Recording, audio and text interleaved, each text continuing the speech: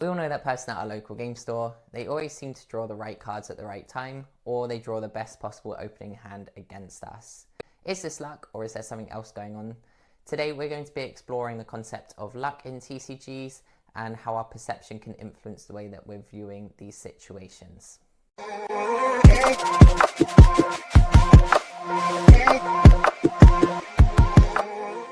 Welcome back to TCG Psychology, the channel where we explore psychological concepts to give you a competitive advantage.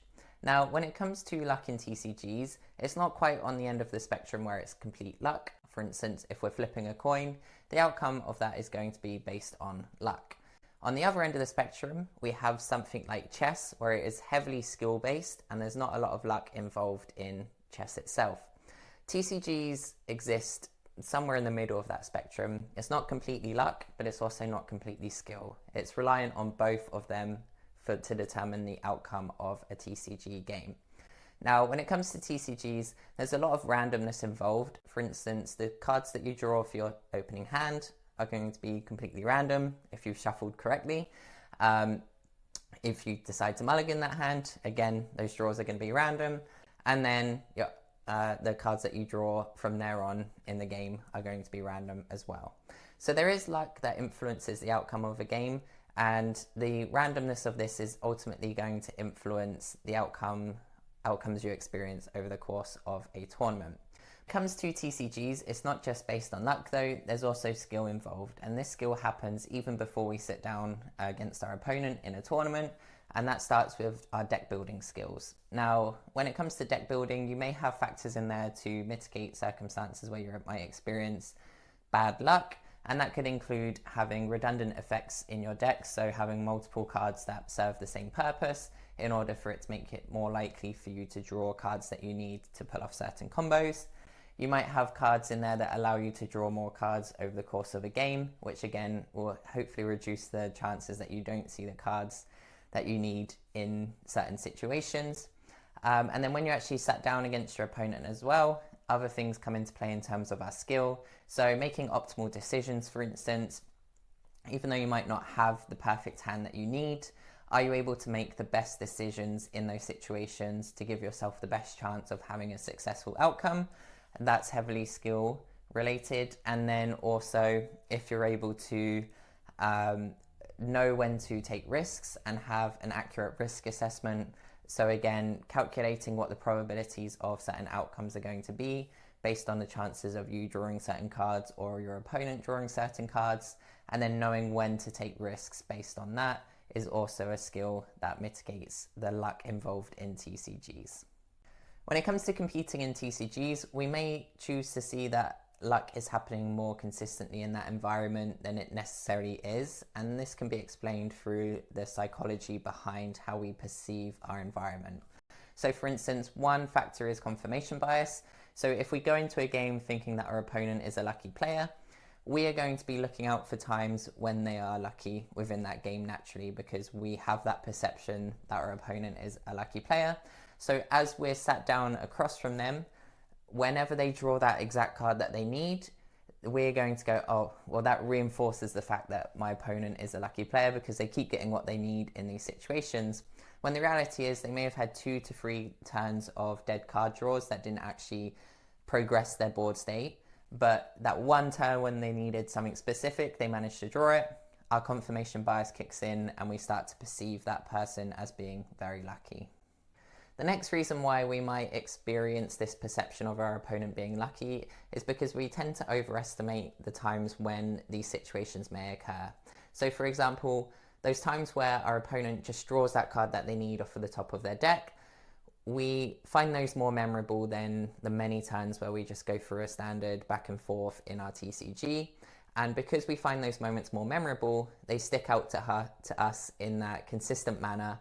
So then we automatically go, oh, our opponents just tend to be more lucky because they seem to be drawing the cards they need, but we're forgetting all of those mundane turns in between.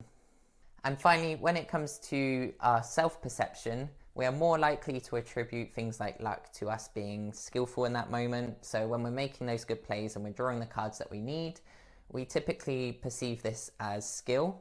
And then when it comes to our opponent, playing well and drawing the cards that they need, we'll typically attribute this to luck. So there's different ways that we perceive the same situation based on if it's us experiencing that situation or our opponent experiencing that situation.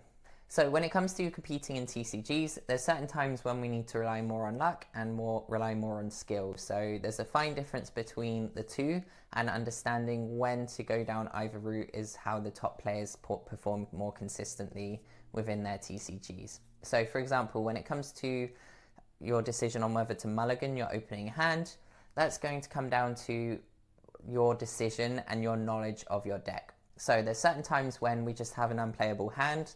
That's a fairly easy decision to then go ahead and mulligan that hand in order to hopefully get a better hand to play from at that point. There's also times where we have that perfect curve in our opening hand and we don't need to take a mulligan decision at all because we know that this is the hand that we're looking for. We'll call this the ideal hand. But many times there's this situation in between where we probably have some kind of turn one play and then it's a bit of a, should I keep this hand, should I not, based on the other cards that we have presenting in our hand. So it's in these moments where skill comes into play and we need to make that judgment call on whether we can take this hand and see if we can make it work based on the draws that we might have going forward. So then we're relying a little bit more on the luck based on those draws. Or do we take that risk that we might have a worse hand and hope that we might get a better hand? So again, this is where your knowledge of the game and your deck is really important to decide whether you need to take that risk on the mulligan. And skilled players will know when to take that mulligan and when to keep that less than ideal hand that may be salvageable based on the draws. We also have those situations where we build our deck around certain combos or certain cards, and we need to also be able to build our deck in a manner that will enable us to pull that off consistently.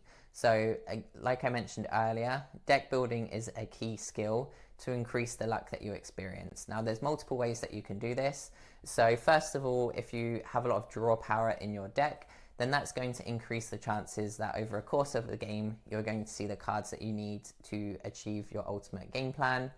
Or you can build your deck so that there's multiple variances of similar effects, so that regardless of which order you draw certain cards in, you should still be able to get to your game plan because you know that a certain percentage of your deck is going to be revolved around certain parts of the combo. So when it comes to deck building itself, you need to have a clear idea of what your deck is trying to achieve and then building your deck around making the chances of that happening more often than not. So deck building is a key skill here. Now skilled players will also know when to build a board state so that they can rely on certain outs. So for example, if you're an aggro deck playing into a control deck, you will know when you need to get your attacks in on board to rely on certain spells or cards that you might draw from the top of your deck to finish off the last couple of life points on your opponent's base. So being able to identify when those outs are present and when you're able to take advantage of them is really, really important. So setting up your outs consistently throughout a game can enable you to appear lucky when there's a lot of skill that goes into those situations as well.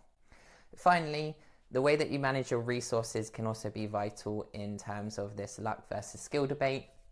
So leaving open a certain amount of resources or mana and the off chance that you draw a card that you need that turn in order to finish off the game is also really important. So again, figuring out what cards in your deck you need as an opportunity to finish the game, what their cost is, and playing your turn around keeping that amount of mana or that amount of resources open can also be a huge part of being a skillful player that might rely on luck at times to get over that finish line.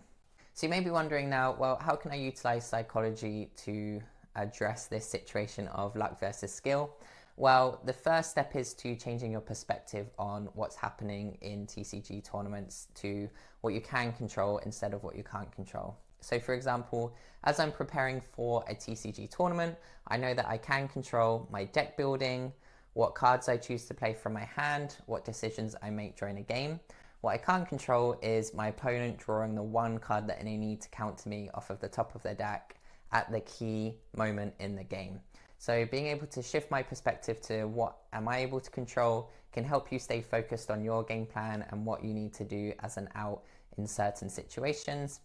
And then the other thing is to accept that there's a lot of variance in TCGs. You know, sometimes it really is just down to luck of the draw, and you can't always control when your opponent does get that counter off of the top of their deck. And being able to accept that in the moment and move on into the next round is really, really important to be able to bounce back quickly and come back into that TCG tournament. Thank you so much for watching TCG Psychology again today. I hope you found this video useful. If you did, please feel free to like and subscribe to the channel and share this video with anyone you know that could benefit from this content. In the comment section down below, I'd be really interested to hear what is the luckiest moment that you've experienced in TCGs and what's the unluckiest moment that you've experienced in TCGs. I also want to do a quick shout out to Brittany. She started creating some TCG collages, so she has Lorcana and Star Wars Unlimited collages up for sale on Etsy. I will make sure to leave a link to those in the description below. But until next time, make sure you win the mind game meta.